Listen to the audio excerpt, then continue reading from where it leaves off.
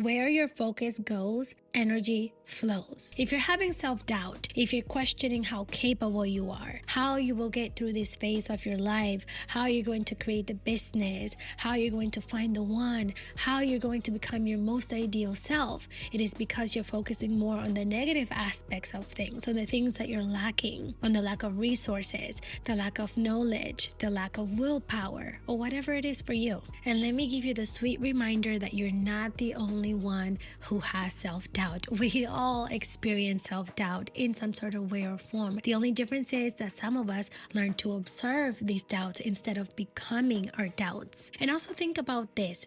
Let's say that your favorite artist, your favorite author, or your favorite movie was never created because the person who created your favorite song, your favorite book, your favorite movie never believed in themselves enough to take the action necessary to start creating, to make this song, to make this movie, to make this book that is so helpful and so perfect for you. Let's say that instead of them thinking and saying, hey, I could learn how to write, I can learn how to sing, I can learn how to act, or whatever it is, they instead fed into the idea and the limiting belief that they're not skilled enough, that they're not good enough. So wherever you are in your journey, whatever it is that you're having self-doubt about right now and that you're being impatient about, because ultimately that's what it comes down to. You're not trusting enough, you're not surrendering enough. Whatever it is, whether you're trying to attract your dream partner or create a successful business or become your most ideal self, you finally want to break free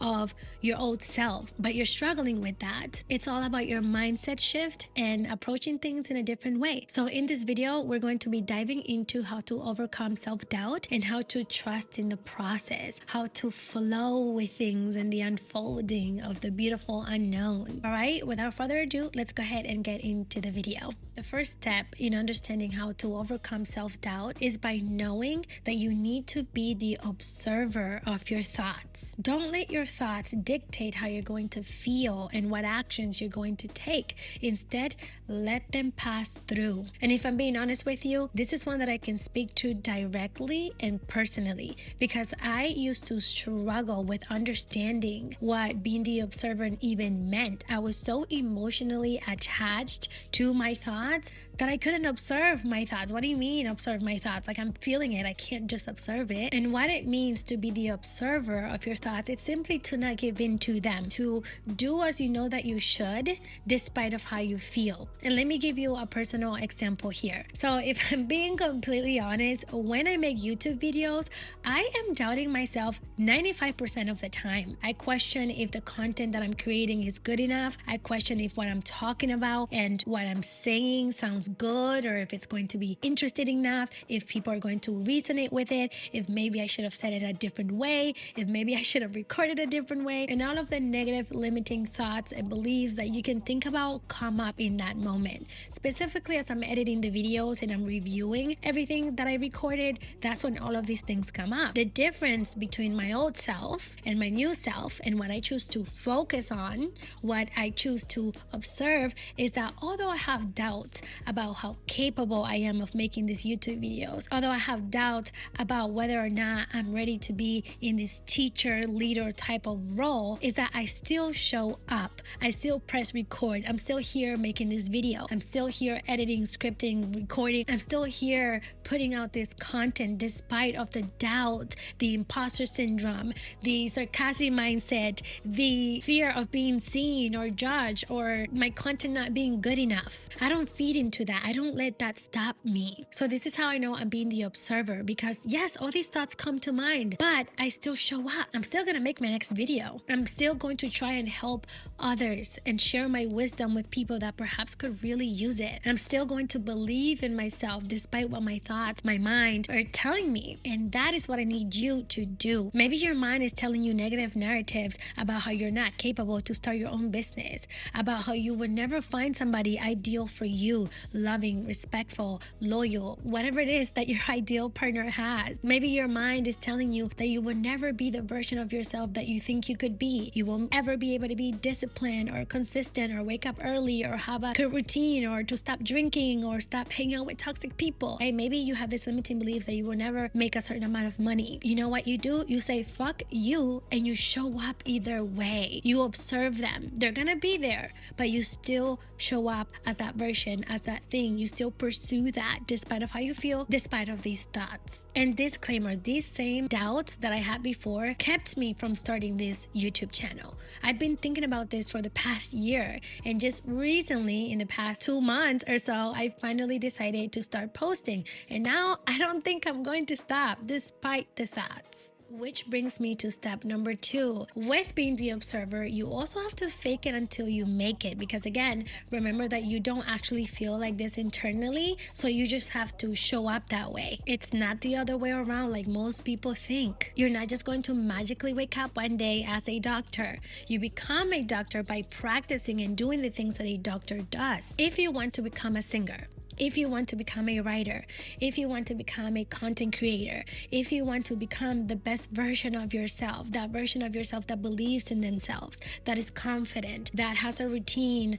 that is structured, that is disciplined, you have to do those things in order to be that, right? In order to be a writer, you have to start writing and drafting ideas. If you want to be a singer, you have to actually sing. If you want to be a content creator, you have to set the camera and hit record and do the thing. If you want to become this new version of yourself, you have to show up as them. You have to do the things that that version of yourself is doing or would be doing to be that version. And let me just give you a more simple, direct example. Let's say that you want to become a successful business owner. Then you have to show up as a successful business owner would show up. What does this mean? That you have to have a routine, that you have to have structure, that you have to be disciplined and organized. Maybe you create a schedule. Maybe you plan and schedule meetings and block out time to dedicate to your business, to creating a project or a new idea or a new service. You stay on top of your finances and you track them, or you get a bookkeeper. Maybe as a business owner, you have to speak publicly and you have to wake up earlier instead of later. So you're going to do just that. Just like with me and making YouTube channels, I don't always feel confident and I'm not always in my creative energy, but I show up either way. I show up confidently either way. I show up with these ideas and I allow myself to receive this intuitive hit to create videos. I look for ways to inspire myself instead of just sitting there daydreaming and thinking about this all day. The third aspect to overcoming self-doubt is to sit with these emotions, is to sit with the self-doubt and question why you feel this way to begin with. And let me just give you a pre-warning. Something I like to do a lot on this channel is question you a lot. I'm going to have you journaling. I'm going to get to the root cause of why it is that you are the way that you are and why you keep holding yourself back. So with this, okay, you're feeling self-doubt. Why do you think so little of yourself? If someone else can be successful, if someone else can have the life that you desire, can have the success, the wealth, the partner, the lifestyle, the luxuries, the health that you feel inside of you that you can also have, why can they have it and you can't? The only difference are your limitations. The only difference is the habits that you have now versus what they do on a daily basis, your routine, right? Basically how much you believe in yourself, because that's what drives your actions at the end of the day. So we're going to get uncomfortable and we're going to recognize these feelings. For example, let's go back to the YouTube example and how I would doubt myself when making videos. The reason why I personally would feel self-doubt when it comes to making these videos is because I did not believe or think that I was skilled enough to speak on these things. I did not think that people would resonate with what I was talking about. I did not think that I could step into this role or that my voice mattered. And why did I feel that way? Honestly, this goes way back to my childhood and early adult life. For example, when I was in middle school, every time that I would try to speak, every time that I was in a friend group or just having conversation, it always seemed like to me, every time that I would try to speak, no one would really listen. I was that person that would try to say something and someone else would also speak, and then they would speak on top of me and overspeak. I was never really given the space to talk, to say what I wanted to say. That created a limiting belief in me that my voice doesn't matter, that when I have something to say, it's not really interesting enough. So speaking in front of a camera like this, the back of my head is like, oh, what you're saying is not interested. What you're saying doesn't make sense. What you're saying isn't going to catch attention. And when it comes to the fear of me stepping into this role of a teacher, of a leader, is because I never saw myself as a leader to begin with. And again, this goes back to my childhood. Even when I was in school, I was more so of a follower rather than a leader, which is crazy because I am a Leo sun, but my environment, my society, my experiences created this limiting belief since early on that I don't have leader qualities, which also ties into people not listening to me, or me thinking that my voice isn't that important, that I can't speak and lead others and use my voice to be in the center stage. So all of this to say, I want you to journal and reflect on what created this belief. Go back to the first time that you felt this doubt in yourself. Maybe you're doubting how worthy you are of love. Maybe you don't believe in love. Is it because maybe you grew up in a household where healthy, positive, flourishing love wasn't something you grew up seeing? Maybe you don't think that you can actually make $10,000 a month because you grew up in a household or in a society that was poor, or that had a scarcity mindset, or that looked at money as money being the root of all evil, or that making money equals working really hard or long hours. Maybe you don't believe in yourself and in being able to be consistent or disciplined, or to create a new routine for yourself, or to start new adventures, new projects, new things, such as having your own business or becoming your most ideal self, because you didn't watch your parents be that way. Maybe your parents didn't have discipline. Maybe your parents were never on time. Maybe they never encouraged you. They never pushed you. All of these past experiences have created and programmed you to have this limiting belief about yourself and how you see the world and what you think you're capable of. So it's important to address it so that you can rewire it, rewrite the script. And basically, rewriting the script is going back to where that belief was created and telling yourself that that's not true. Telling yourself that you can be a leader. Telling yourself that you can make all the fucking money you want in the world. Telling yourself that you can find a healthy, loving, loyal, fulfilling relationship, even if you didn't experience that in your upbringing. It's telling yourself now that your voice does matter, like I've done with myself, because my voice fucking matters. It's time to uncondition ourselves from these negative, false beliefs, because they're not who we are. They're not who you are.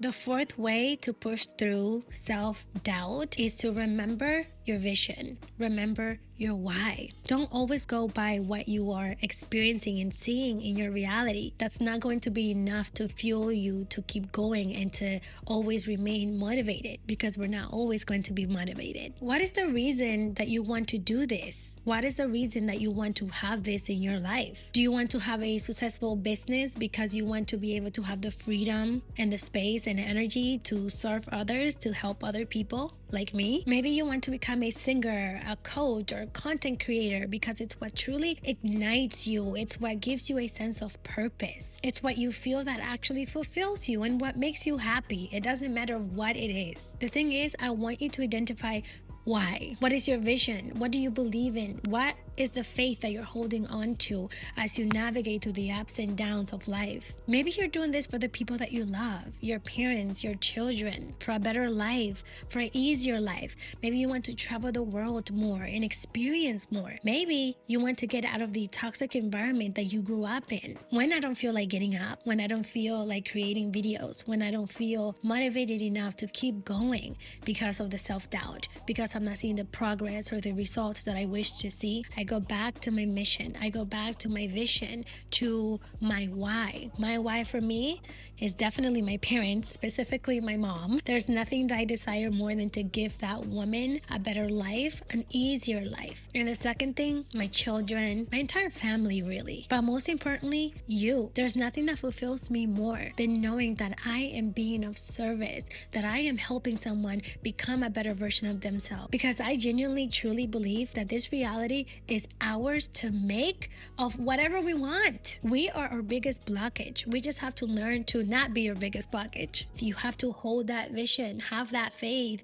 that it's a journey, it's a process, and in divine timing, with patience, you'll get there. And every turn, every redirection, every stagnant phase is part of that experience, is part of that success. Because in times of stagnation is when I feel like we get redirection. In time of stagnation, or when you feel stuck, it's also when you then feel inspired to take action, to do the things that you've been avoiding to do. Honestly, I probably wouldn't have started this video if it wasn't for a period of stagnation in my life. It was when I was at rock bottom that I said, you know what else do I have to lose? I'm just gonna give this coaching thing a try and see what happens. And here I am, feeling more fulfilled and more at ease than ever, at least more than what I was before. Okay, step number 5, and certainly not the least, it is to learn to surrender. And you're gonna tie this in with divine feminine energy. Because when you're in your feminine energy, you are at flow, you are at ease, you're not forcing, you're not controlling. You know and you trust that the universe has your best interest, because it does. You allow things to unfold as they should. And you understand and you accept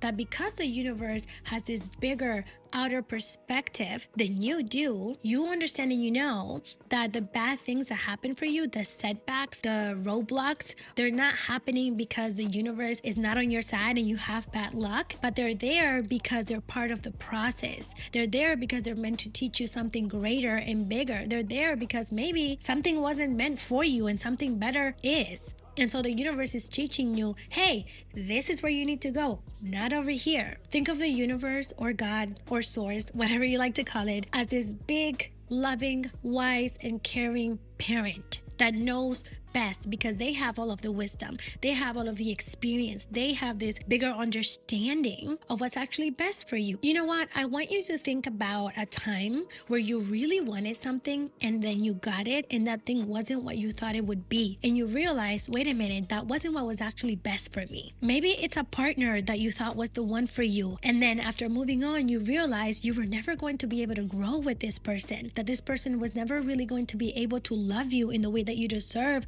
or want to be loved. Maybe it's a job you thought you should have stayed in. Maybe you thought that that was the path for you into making the most wealth and abundance and where you would feel most fulfilled. But then you realized that it's not, that there was something better for you, a new opportunity, something that would give you more meaning, more fulfillment. And let's say that these things didn't work out and the universe made it happen this way because it wanted to give you something else. And so in order for you to make space for something bigger or better, you first have to let go of the old. All of this is just to say and to give you the perspective shift of letting go, of trusting. You don't have to control. Things don't always have to go your way. Sometimes we don't know best. And I genuinely believe in that. I don't know shit. The universe knows best. So I allow it up to them. I also even do this when I'm manifesting. When I'm creating a vision board, when I'm setting goals, when I'm thinking about what I want, for example, the type of person, the type of business, the type of whatever, I try not to be too specific. Yes, you want to get clear on what it is that you want. It's good to know what type of person you want to attract in your life, but at the same time, leave space and leave room for the universe to surprise you in ways in which perhaps you don't expect. Because maybe your ideal person, the person that is going to fulfill you the most, isn't someone who is 6'1" and bearded and has tattoos. Maybe you're not going to find the most fulfillment, abundance, and wealth in a job in an office. Maybe it's going to be creating paintings or creating art or creating music or anything or whatever. But you can't really think of that now because you don't know that now. And unless you surrender and you listen to your intuition, you trust in the universe, you trust in yourself, you would never know this. Okay, my beautiful friend, if you want to dive deeper into how your mentality affects you, then watch this video next, because I also dive into details in this video on how your mentality affects you and how to shift it. Okay, my beautiful love, thank you for joining me today, and I will see you in the next video. Mwah. See ya!